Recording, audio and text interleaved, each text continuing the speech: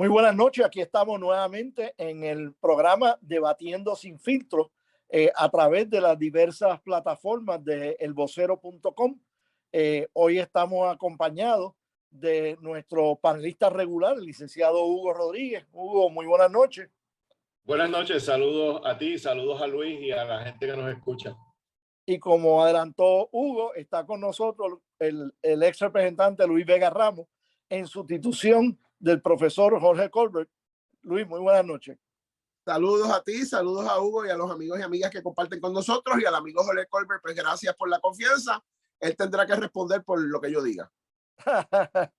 Pues mira, esta noche vamos a salirnos del entorno de esta ínsula conocida como Puerto Rico brevemente, para movernos a otra isla que está al otro lado del globo terráqueo.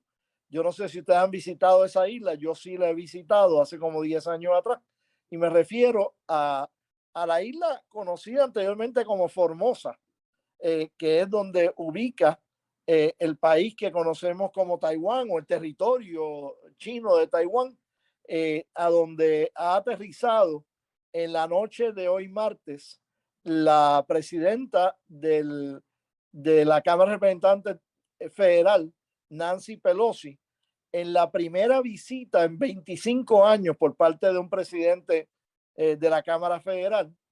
Había estado ahí hace 25 años Newt Gingrich, y ahora ella ha aterrizado con mucha objeción de muchas personas y con la objeción principalísima del presidente chino Xi Jinping, que encuentra que es una falta de respeto y es una casi agresión el que un alto funcionario del gobierno de los Estados Unidos visite lo que ellos consideran una parte integral de la República Popular de China, sobre la cual ellos no han podido gobernar desde que se fundó la República Popular en 1949.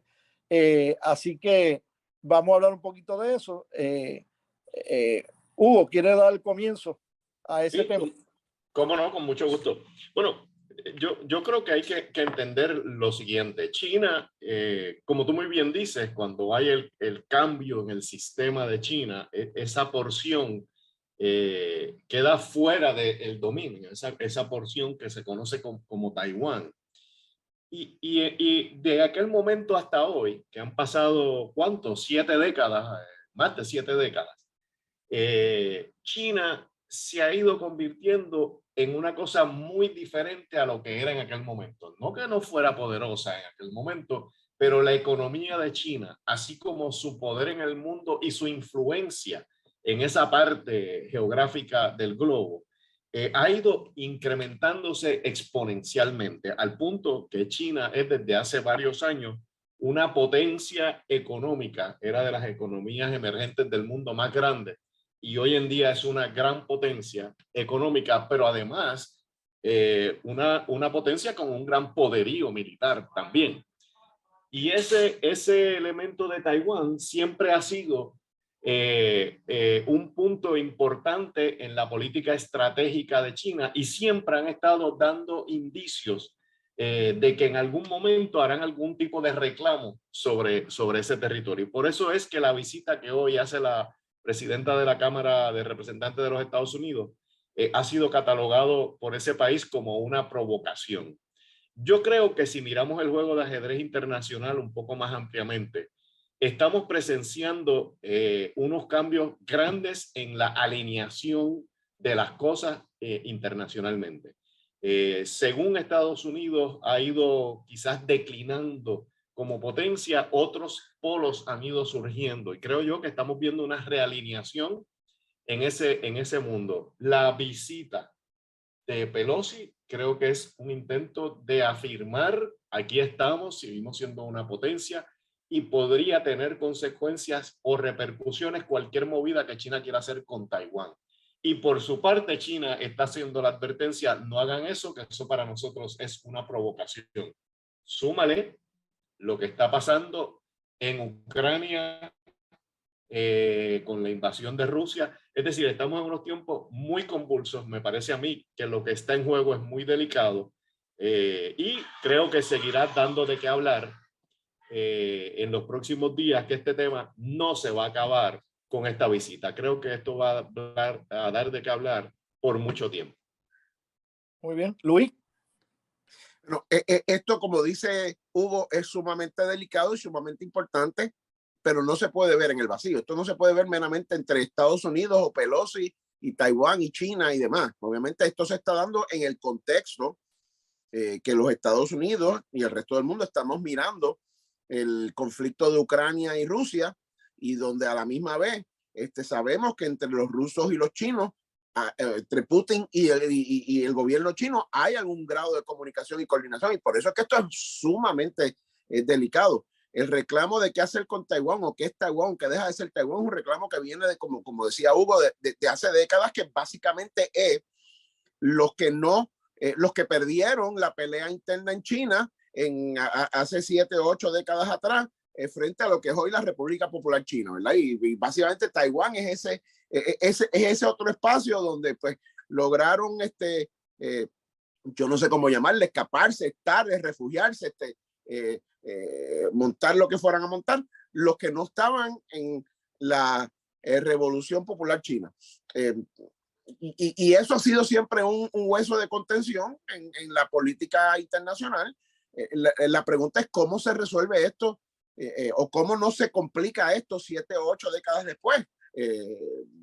Honestamente, yo no veo manera en la cual Taiwán se reinserta en la China actual o llegan a algún acuerdo o se puede hacer algo como lo que con sus luces y sus sombras y sus grandes problemas que están habiendo ahora se da con Hong Kong, que pues fue británico, entonces estuvo en el medio, entonces pues China aceptó que podían tener una especie de región administrativa especial, y pues después pues parece que no, que simple y sencillamente lo han asimilado al sistema de gobierno y económico de China, y entonces pues ahí es que yo creo que esto hay que verlo con mucho cuidado, porque en el contexto de la otra pelea de Ucrania y Rusia y las lealtades que parecen haberse intercambiado de alguna manera, a veces con más fuerza, a veces con menos fuerza, pero es obvio que hay comunicación entre los chinos y los rusos, pues esto hay que verlo con mucho cuidado, porque puede ser el elemento de un conflicto internacional mucho más grande del que estamos viviendo ahora. Bueno, estoy generalmente de acuerdo con ambos de ustedes. Yo he tenido la oportunidad de visitar a Taiwán en una ocasión, Beijing en 2 ocasiones y Hong Kong en 2 ocasiones.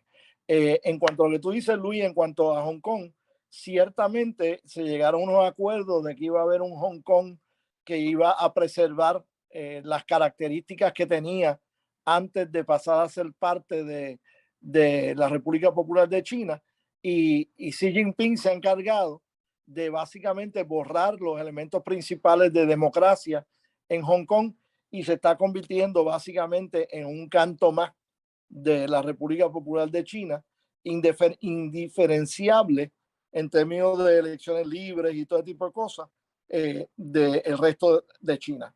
Así que cualquier acuerdo que se llegue en Taiwán va a carecer de credibilidad por la manera en que China ha hecho lo que le ha dado la gana luego de 20 o 25 años de adquirir plenamente a Hong Kong de los británicos. Segundo, Taiwán es un país totalmente distinto a China. No lo digo meramente en términos de tamaño y todo eso, pero Taiwán tiene un ingreso per cápita que debe ser varias veces el ingreso per cápita de China. Tiene unos niveles de producción industrial y económico espectaculares. Las plantas estas donde se hacen los chips, y en Taiwán creo que se hace como el 70% de los chips electrónicos que se consumen en Estados Unidos, y donde hay una escasez en Estados Unidos que hace que muchas veces tú ordenas un automóvil y el automóvil se tarda 6 meses o 1 año en lo que te lo pueden entregar porque no tienen los chips necesarios. Cuando yo visité una de estas plantas, para yo poder accesar no el floor de la planta donde se fabrican los chips, sino unas áreas aledañas, pero separadas por cristal y con sistemas de aire acondicionado distintos y todo tipo de cosas, yo tuve que estar 26 minutos revistiéndome y limpiándome para poder entrar no al área donde se fabrican, sino un área aledaña a donde se fabrican, porque el nivel de limpieza que tiene que haber es como 10 veces más estricto que en cualquier sala de operaciones. O sea, es una cosa espectacular. Y construir una de esas plantas cuesta $10 billones, que es básicamente un año de presupuesto del gobierno de Puerto Rico meramente para construir una de esas plantas. O sea que Taiwán tiene una economía altamente sofisticada, altamente productiva, y si China se mete ahí, lo único que puede hacer es dañar lo que hay en Taiwán. Pero eso al gobierno de la República Popular de China no le importa.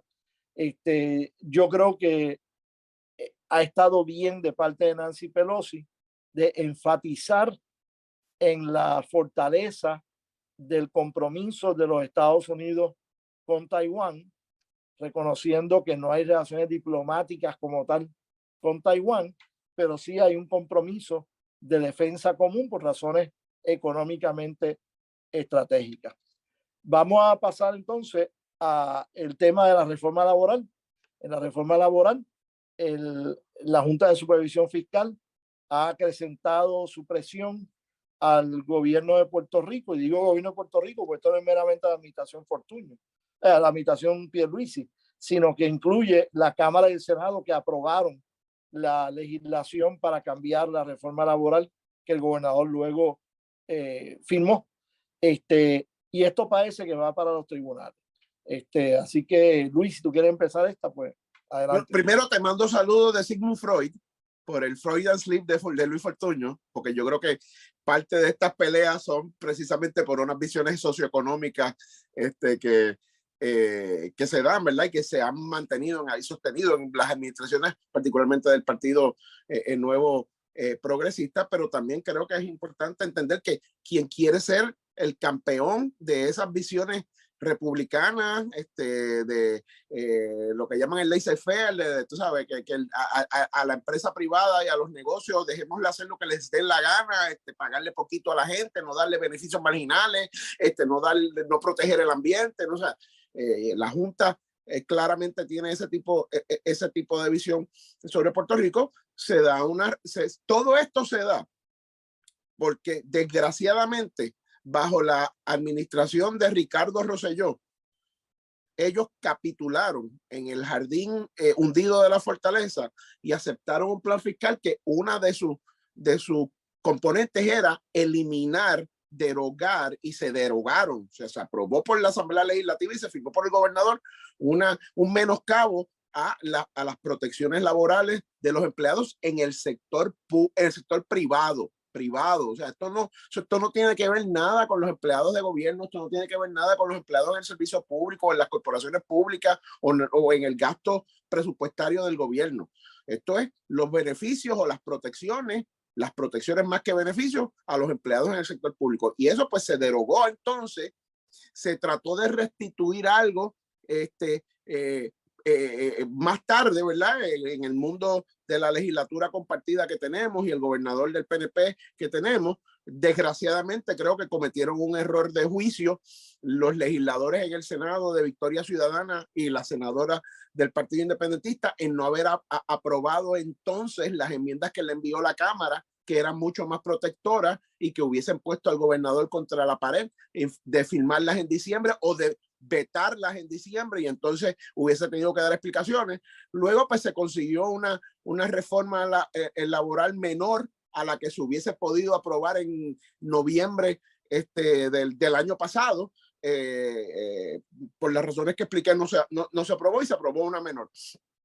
Y ahora pues el gobernador está tratando de enfrentar a la Junta de Control Fiscal con algo que es pues lo menos malo de las posibilidades, ¿verdad? No es que esas enmiendas sean las mejores, pero ciertamente son justas, son más protectoras al trabajador y a la trabajadora puertorriqueña, particularmente en la industria de servicios, ¿verdad? Y de provisión de bienes.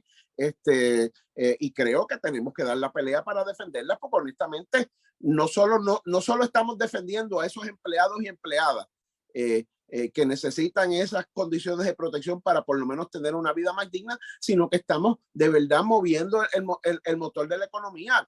Todos estamos viendo, o sea, el pasado domingo yo me fui por ahí a buscar dónde me sentaba con mami a comerme un sandwichito o lo que fuera, los locales, los negocios de servicios, de comida que estaban cerrados por falta de empleados, yo perdí la cuenta y eso lo estamos viendo todos los días y me parece a mí que en ese sentido esta pelea hay que darla, creo que es una pelea menguada porque debimos haber aprobado la reforma a la deforma que se aprobó en la Cámara a finales de la sesión del año pasado. Muy bien. Hugo. Bueno, concuerdo con Luis en el sentido de que este problema se inicia con aquella legislación que se aprobó en el 2017, que le llamaron reforma laboral y que no fue otra cosa que una nueva ley para cortar derechos. Y me parece, y creo que Kenneth, que me ha oído bastante, va a saber lo que voy a decir aquí, que las leyes no se remiendan de esta manera. Yo creo que hay que sentarse y hacer un código laboral correcto desde el principio hasta el fin, y que esto que se trató de hacer se quedó en unos meros remiendos, en unos meros parches, que aunque tratan de revertir en algo los derechos laborales que tenía la clase trabajadora, realmente se quedan muy cortos. Pero ese es el intríngulis de la cuestión laboral per se. Creo que aquí hay unos problemas mayores y son los siguientes. Esta pelea es una pelea entre la Junta de Control Fiscal nombrada por el Congreso y los poderes elegidos en Puerto Rico. Y cualquier decisión que se tome, bien sea para permitir que la reforma o las leyes laborales que se hicieron ahora permanezcan en pleno vigor, o bien sea para establecer que no van a quedar en pleno vigor, lo va a determinar el tribunal que está a cargo de ver los asuntos bajo la ley promesa. En otras palabras, es resaltar la condición colonial de Puerto Rico, es resaltar que aquí no mandamos ni siquiera para aquello que se nos había dicho con aquella metáfora tan bonita de que la Junta decía cómo era el tamaño de la habitación y en Puerto Rico le podían decir cómo acomodar los muebles. Bueno, pues aquí no lo podemos decir ni cómo acomodar el florero sin que ellos tengan algo que decir y la juez Swain tenga que adoptarlo. En estricto derecho sobre las funciones de la Junta, hay que ver si se están extralimitando, porque esto es una ley que es de aplicación al sector privado. Ya ellos adelantaron que tienen unos estudios económicos de cómo eso afecta el plan fiscal, porque puede afectar cómo se van abriendo más negocios, cómo se van cortando empleos, etcétera. Pero hay que ver esa parte también. Pero sin duda alguna, creo que el aspecto más importante de este tema es el problema que representa en que Puerto Rico no nos mandemos y que una legislación aprobada por la gente que nosotros elegimos, firmada por el gobernador que se eligió, esté pendiendo de un hilo por dos instancias de otro país que son las que finalmente decidirán si eso se queda o no se queda. Pues mira, yo creo que este caso que se está engendrando en el Tribunal Federal entre la Junta de Supervisión Fiscal, cuando radique su demanda, y el gobierno de Puerto Rico, va a presentar una oportunidad para medir cuán amplia es la jurisdicción de la Junta de Supervisión Fiscal. Porque si hay un tema que está alejado de los asuntos presupuestarios, de los asuntos fiscales, es precisamente esta legislación que tiene que ver con reglamentación laboral estrictamente del sector privado. Esta legislación no tiene nada que ver con empleados públicos ni con el gobierno como patrón. Tiene que ver con la reglamentación de la relación entre patronos privados y empleados de esos patronos privados, que son empleados privados. Y ahí pues veremos si luego de 5 años o 6 años de la Junta, si el tribunal va a declarar que la jurisdicción se extiende a un tema que está bien alejado de los asuntos presupuestarios y fiscales.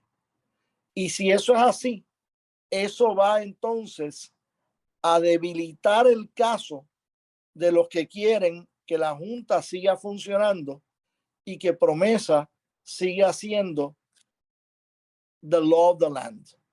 Porque van a estar diciendo, aquí están exagerando la nota de cuál debe ser el poder de la Junta. Así que creo que va a ser un caso interesante.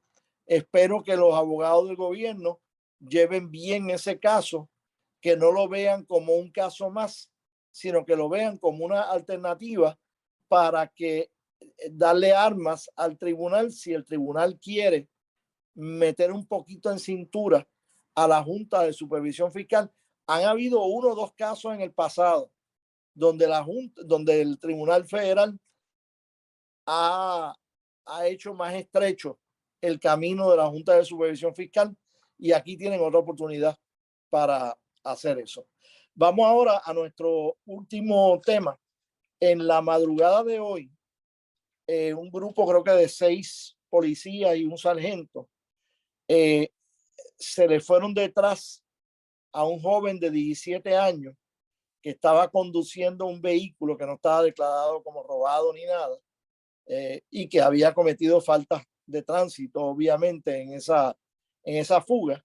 Se le fueron detrás y cuando se metió en una calle sin salida, terminaron ultimando a ese joven con 60 disparos de sus respectivas armas de fuego, que imagino que las armas de fuego eran mayormente de pistola, más que armas largas, y que perforaron el cuerpo del joven en 15 ocasiones y resultó obviamente muerto el joven.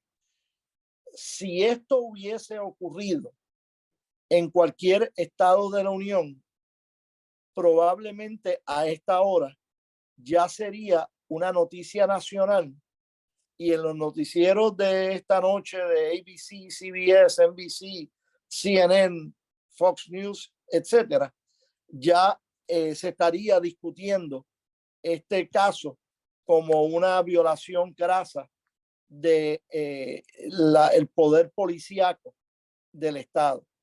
Porque ha ocurrido en Puerto Rico, es posible que tarde en lo que el resto de la nación se entere, y en lo que se vea como otro ejemplo más de un uso excesivo del poder policíaco.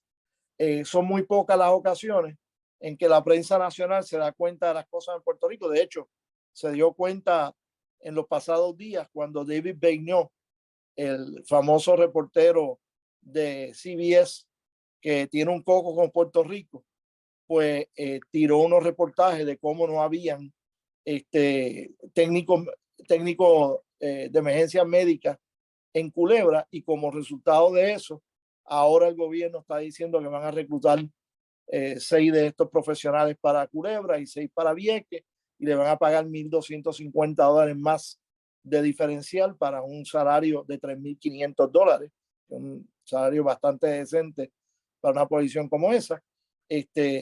Pero este tiroteo no está recibiendo todavía la atención nacional que debe estar recibiendo, y creo que si el gobierno de Puerto Rico a través del NIE no toma cartas en el asunto bien severas sobre la disciplina que no se guardó en este caso, el fiscal federal probablemente pues intervenga en el caso.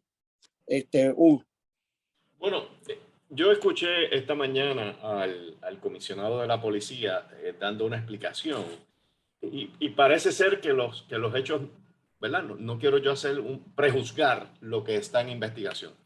Aparentemente la guagua, aunque no se había reportado con el gravamen de hurtado, que es una cosa, ¿verdad?, que se entra en la computadora para que aparezca de esa manera, supuestamente el dueño había llamado a la policía y le había dicho, me la hurtaron, tiene un GPS, va por aquí, va por allá, y por eso es que la localizan. Eso es parte de lo que alegó el jefe de la policía. También alegó que el joven había tratado alegadamente de atropellar con el vehículo a los agentes. No estoy dando por sentada ninguna de las cosas, ni ninguna de las dos versiones. Estoy diciendo que eso está bajo investigación y que no quiero adelantarme a ese resultado. Ahora bien, En Puerto Rico se adoptó una reforma de la policía ordenada por el Tribunal Federal porque se encontró que en aquel momento en donde se lleva aquel pleito por la Unión de Libertades Civiles, había muchas violaciones a los derechos civiles de los individuos por parte del cuerpo de la policía. Eso motivó a que, bajo unos hallazgos que se hicieron en ese caso, se hiciera la llamada reforma, se adoptaran unos protocolos muy definidos sobre cómo es que la policía puede intervenir con los ciudadanos y cómo es los niveles de fuerza que puede emplear dependiendo de la situación a la que se enfrentan. Y está el nivel 1, está el nivel 2, está el nivel 3, creo que está hasta el nivel 4, que es el más extremo, que es el uso del arma de reglamento y que solamente puede usarse bajo criterios específicos, bajo la percepción del policía en ese momento dado, pero tienen que haber unos criterios específicos. Hay que ver si esos criterios se dieron o no se dieron, pero solo quiero terminar este turno recordándole a la gente una cosa. Lo único que define si un país es un país en donde los ciudadanos se sientan libres, es un país de esos que se llaman y se jactan de ser democráticos, es aquel país en donde los ciudadanos tienen derechos frente al Estado. Es aquel país en donde los ciudadanos se pueden sentir protegidos del Estado. Es en aquel país en donde los ciudadanos se puedan sentir que no van a ser abusados por el Estado. Así que es muy importante seguir de cerca esta investigación, bien para estar seguro que se adoptaron los protocolos o se usaron los protocolos correctamente, o de no haber sido el caso, para hacer la denuncia enérgica que se tenga que hacer para que este país siga gozando de unos derechos que por lo menos están escritos en la Constitución y que es sumamente importante que se le garanticen a todos. Y para garantizárselos a todos y a los inocentes, hay que garantizárselos a todos, no importa de lo que se le acuse o de que lo que se le presuma que hizo. Así que vamos a ver qué sucede finalmente con esa investigación. Luis. Qué bueno que Hugo trae esos datos de lo que ha dicho el Estado, ¿verdad? Y la jefatura de las autoridades de seguridad, ¿verdad? Para tratar de explicar las circunstancias, porque creo que también eso es importante y será adjudicado en los procesos administrativos y criminales y de justicia que van a darse, ¿verdad? Eso lo veremos y le aplicará a estos agentes la presunción de inocencia y tendrán que, ¿verdad? Probarse cualquier alegación que se haga en contra de ellos. Pero dicho eso, salvo información adicional extraordinaria que cambie la circunstancia que estamos viendo esto, es bien difícil no llegar a la conclusión que lo que se hizo contra este joven es un atropello a la justicia, ¿verdad? Un joven indefenso, sin armas, pues sí, como dijo el amigo Kenneth McClintock, que en una calle sin salida, con un número de contingente de policías enorme, baleado de la manera que fue baleado, pues la verdad es que tendremos que ver qué fue lo que pasó ahí. Si hay alguna justificación, pues la sabremos en el proceso y esto hay que investigarlo hasta las últimas consecuencias, pero es bien difícil aceptar que esto no es una cosa que una violación crasa a los derechos humanos y a los derechos civiles de un ciudadano que sí que podría tener que enfrentar algún tipo de responsabilidad contra el Estado, pero que no debió haber estado expuesto a esta violencia letal a la que estuvo expuesto, ¿verdad? Y una vez más, reservo el juicio a la información adicional que vaya saliendo en el proceso. Pero esto también va a... tenemos toda la discusión de la reforma de la policía, tenemos toda la discusión de los recursos o no que Puerto Rico tiene para sus servicios esenciales. Y esto pues yo lo vengo matraquillando desde el gobierno de Alejandro, pasando por el gobierno de Rosselló, Rosselló hijo, Wanda Vázquez, y pues ahora pues bajo Pierluisi seguimos en el mismo lugar. O sea, el país tiene que tratar de hacer una lucha por lo que es en estas peleas presupuestarias que tenemos con la Junta, en estas peleas presupuestarias y de dinero que tenemos con los bonistas y con nuestros acreedores, de cómo preservamos los recursos para nuestros servicios esenciales, para compensar adecuadamente a nuestros trabajadores y trabajadoras en los servicios que son más fundamentales para nuestra vida, educación, salud, seguridad, en cómo los entrenamos adecuadamente, en cómo le damos el equipo y el apoyo adecuado, en cómo le damos servicios de apoyo también, es decir, psicológicos, ¿verdad? De entrenamiento, de cómo manejar estas situaciones. Y eso es algo que por razones que yo ya no entiendo, nos hemos negado a hacer, y esa ha debido ser una pelea que hemos debido haber dado. Ya van 6 años de promesa o 7 años de promesa, la hemos haber venido dando hace 10, 12, 15 años, de tratar de asegurar los recursos mínimos para tener una policía que pueda funcionar, para tener unos servicios de salud mínimos y esenciales para toda la ciudadanía que puedan funcionar, para tener unos servicios educativos, para tener unos servicios del Departamento de Familia que puedan funcionar en situaciones de crisis. Tenemos la tragedia de estos días de la niña de 13 años autista, abusada por sabe Dios cuánto tiempo por su padrastro, y nadie se enteró y nadie supo nada. O sea, todo eso es resultado de no poner nuestro dinero y de no preservar nuestro dinero donde están las prioridades de nuestro corazón. Y lo que yo quisiera es que de este tipo de situaciones lo que lográramos es acabar de tener un consenso para definir qué es lo esencial que Puerto Rico necesita para poder funcionar como sociedad, y poner ese dinero o pelear ese dinero contra la Junta y contra el presidente de Estados Unidos y contra quien venga, el secretario general de la ONU, para asegurarnos que cosas como esta, que pueden haber sido producto de maldad, pero a lo mejor son producto de falta de preparación, a lo mejor son producto de carencia en algún tipo, ¿verdad?, de preparación, no vuelvan a pasar. Otras palabras, put your money where your mouth is. That's what a Democrat would say. Muy bien, pues muchas gracias a los dos, y muchas gracias a las personas que nos han soportado esta noche en esta discusión, y esperamos que nos vuelvan a sintonizar la semana que viene. Muchas gracias a todos en Debatiendo Sin Filtro a través de las plataformas de vocero.com. Saludos. Buenas noches.